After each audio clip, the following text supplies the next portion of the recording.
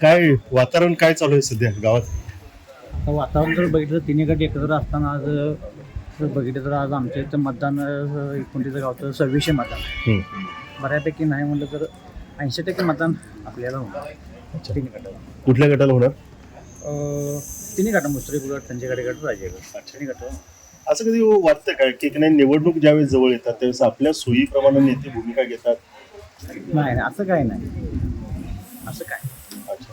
काय विकास कामं केली तुम्ही? तिन्ही गट आल्यानंतर विकास गावचा होईल असं म्हणताय, काय विकास झाला? राजेसाहेब आणि मुसरी साहेब आणि बाबा ही तिन्ही घोडी पळणार आहेत. अच्छा. आज मागल्या 10 वर्षाचा जर विचार केला तर राजेसाहेबांनी भरपूर भाजपमध्ये असताना भरपूर म्हणजे तालुक्यामध्ये भरपूर निधी आणून कामं केली आणि मुसऱ्याबांचं काय बोलायचं काम नाही. त्यांच्याबरोबर सुद्धा आज 3-7 जिल्हा परिषदला वहिनीसाहेब होत्या, आंबेड गाडगे होते, तिने भरपूर कामं केलेली आहेत. त्यामुळे गावचं काय ठरलं? नाही गावचं काय तिने आता एकीकडे असल्यामुळे कार्यकर्ते जिकडे जातील म्हणजे नेते तिकडे जातील. हिरीत उडी जर मारा म्हणणार तर कार्यकर्ते हिरीत उडी मारणार असं आहे. कागदपत्राचं राजकारण आहे इथं, पक्षाचं राजकारण आहे इथं, गटागटाचं राजकारण. अच्छा. यावेळेस कुणासाठी उडी मारणार आहे कोण? कोणासाठी असं काय नाही. 1800 आहे 18 विरोध होणार 100. आज तिने कामच केले ना. आज विरोधक आहे तिने काम दाखवावं. काय केले?